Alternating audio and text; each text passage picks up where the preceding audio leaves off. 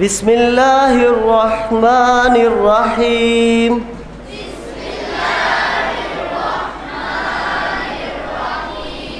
In the name of Allah, the most merciful and gracious. Easy English Grammar Program presented by Al Huda Educational Institute. Email address info@al-huda.eu. Contact number 033342418886. English is fun. After this lecture, you will be able to understand that how English is a fun. Let's go ahead. Revision. Present indefinite tense.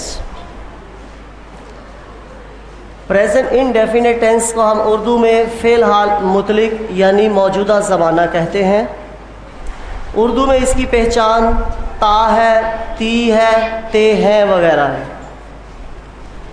English में हम सबसे पहले ये चीज़ देखते हैं इसके rules में कि फॉर्म ऑफ वर्ब कौन सी होगी। प्रेजेंट इनडेफिनेट टेंस में फर्स्ट फॉर्म इस्तेमाल होती है। फर्स्ट फॉर्म और सिंगुलर नाउन यानी वाहिद सब्जेक्ट के साथ हम वर्ब की पहली फॉर्म के साथ प्लस करते हैं यानी इजाफा करते हैं एस या ई एस का, एस या ई एस का। अगर हमारा सब्जेक्ट जो है वो सिंगुलर है तो वर्ब के आखिर में ये हरूफ अगर आ जाए, मसलन एस, डबल एस, एक्स, ओ, सी एच या एस एच, अगर ये हरूफ आ जाए तो हम ई एस का इजाफा करेंगे अगर हमारा सब्जेक्ट जो है सिंगुलर यानी एक होगा। अदरवाइज अगर ये हरूफ वर्ब की फॉर्म के एंड में ना आए तो फिर एस का इजाफा किया जाता है। आइए नेक्स्ट हेडिंग देखते हैं, हेल्पिंग वर्ब। अगर सिंगुलर नाउन हो तो उसके साथ हेल्पिंग वर्ब डज लगता है, अगर प्लूरल नाउन हो तो डू लगता है। यानी अगर हमारा सब्जेक्ट फिक्रे में काम करने वाला एक हो तो डज हेल्पिंग वर्ब लगेगा और अगर एक से ज़्यादा हो तो डू लगेगा। अगर फिक्रा नेगेटिव है तो डज नॉट हेल्पिंग वर्ब इस्तेमाल होगा या डू नॉट। ये हम जानते हैं कि वाहिद सब्जेक्ट हो तो डज नॉट इस्तेमाल होगा और अगर सब्जेक्ट जमा हो तो डू नॉट सब्जेक्ट के फ़ौरन बाद ये इस्तेमाल होंगे। अगर फिक्रा इंटरोगेटिव हो तो डज सब्जेक्ट से पहले या डू सब्जेक्ट से पहले आ जाएंगे। अगर हमारा सब्जेक्ट वाहिद है तो डज आएगा सब्जेक्ट से पहले और अगर सब्जेक्ट जमा है तो डू सब्जेक्ट से पहले आ जाएगा। सवालिया फ़िक्रों के लिए एक पॉइंट और जहन में रखें, अगर फ़िक्रे में डब्ल्यू फैमिली के जो वर्ड्स हैं वो हेल्पिंग वर्ब से भी पहले आएंगे। Is it clear? Past indefinite tense, our today lecture. फेल माजी मुतलिक यानी गुजरा हुआ ज़माना। उर्दू में पहचान अलीफ, छोटी ये, बड़ी ये, ता था, ती थी, ते थे वगैरह आते हैं। प्रेजेंट इंडेफिनेट में आप जानते हैं कि पहचान थी ता है, ती है, ते है वगैरह, जबकि पास्ट इंडेफिनेट में उर्दू में जो पहचान है उर्दू के फ़िक्रों के आखिर में अलीफ, छोटी ये, बड़ी ये, ता था, ती थी या ते थे वगैरह आ जाए। आइए हम इंग्लिश में ट्रांसलेट करते हुए इसका रूल देखते हैं। Form of verb. Past indefinite में form of verb second use होती है, second form of verb use होगी। पास्ट इंडेफिनेट में कौन सी फॉर्म इस्तेमाल करेंगे? Second form. और हेल्पिंग वर्ब जो है वो डिड इस्तेमाल होगा, जबकि प्रेजेंट इंडेफिनेट में डू या डज इस्तेमाल करते थे। क्योंकि पास्ट इंडेफिनेट में सेकंड फॉर्म यूज़ करते हैं, इस वजह से डू की जो सेकंड फॉर्म है वो है डिड। अब यहाँ पर एक नुक्ता हमने याद रखना है कि जब फिक्रे में डिड आ जाए तो फिर फर्स्ट फॉर्म इस्तेमाल करते हैं, क्योंकि डिड ऑलरेडी सेकंड फॉर्म है।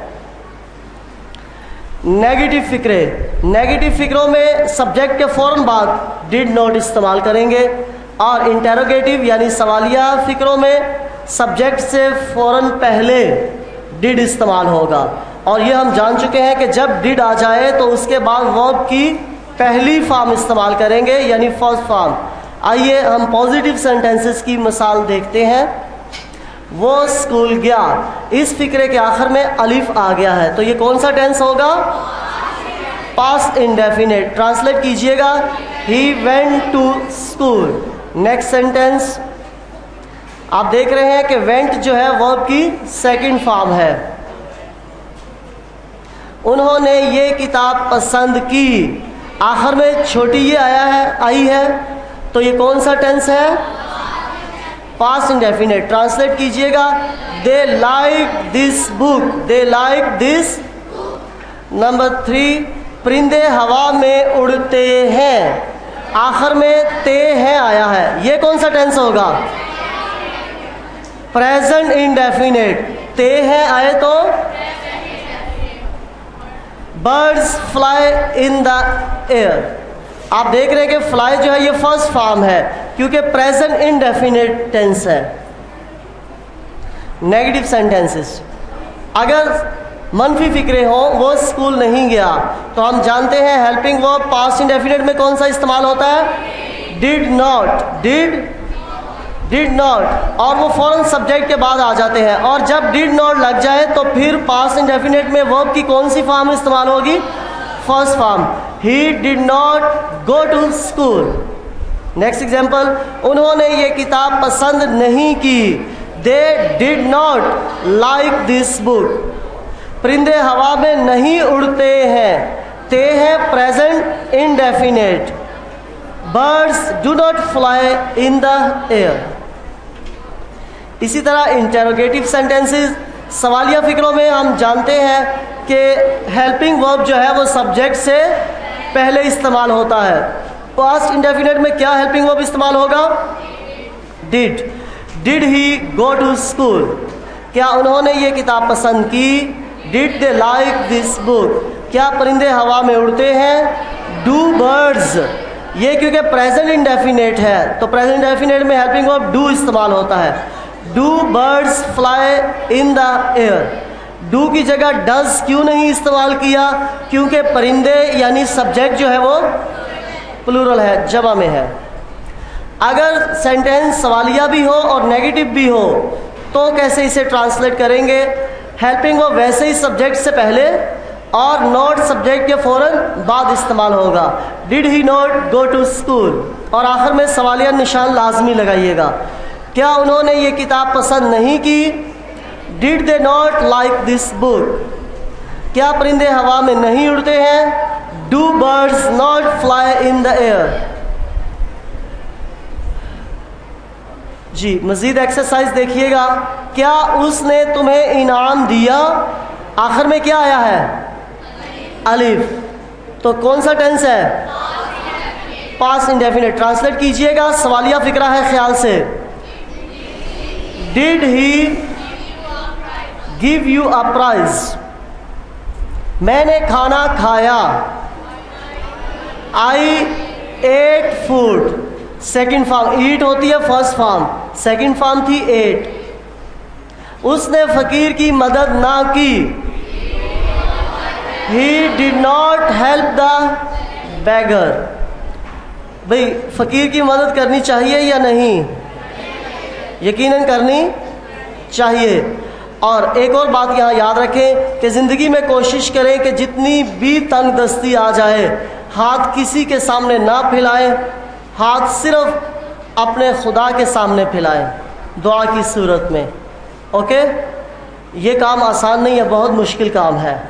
और अगर कोई आपके सामने हाथ फैला दे तो उसकी मदद ज़रूर करें। अल्लाह ताला हमें हिम्मत दे, आमीन। हम चिड़ियाघर गए थे, we went to the zoo. मजदूरों ने हड़ताल क्यों की? मैं पहले भी आपको बता चुका हूँ, ये फिक्रा सवालिया है। इस फिक्रे को सवालिया बनाने वाला क्यों है, यानी डब्ल्यू फैमिली। तो डब्ल्यू फैमिली ग्रामर में सबकी सरदार है, किंग। तो ये हेल्पिंग वर्ब से भी पहले हम लगाएंगे, क्योंकि इंग्लिश क्या होती है, वाई। उसके बाद हमने हेल्पिंग वर्ब इस्तेमाल किया, why did the labourers go on strike, आखिर में सवालिया निशान। Next lecture future indefinite tense. Thank you very much, have a nice day, take care, the end. आप होमवर्क असेसमेंट जो है वो नोट कर लें। उसने मुझे खामखा गालियाँ दी। तमाम मुसाफिर गाड़ी में सवार हो गए। मेरे चचाजाद भाई ने मुझे कामयाबी पर मुबारकबाद दी। चचाजाद, ये जाल लिखा हुआ है, जे से होता है। इस कमीज़ का रंग जल्दी उतर गया। कल रात मैंने एक डरावना ख्वाब देखा। खामखा फॉर नथिंग। गालियां देना एब्यूज, जो कि बहुत ही बुरी बात है। गाली देने वाले को कोई भी पसंद नहीं करता। यकीनन आप भी पसंद नहीं करते होंगे। सवार होना, गेट ऑन। कामयाबी, सक्सेस। मुबारकबाद देना, कांग्रेचुलेट। जल्दी उतर गया, wore off soon. Wear off soon first form और ये सेकंड फॉर्म लिखी हुई है। डरावना, ड्रेडफुल। और ख्वाब, ड्रीम। देखना कि इंग्लिश आप जानते ही हैं। अल्लाह हाफिज़।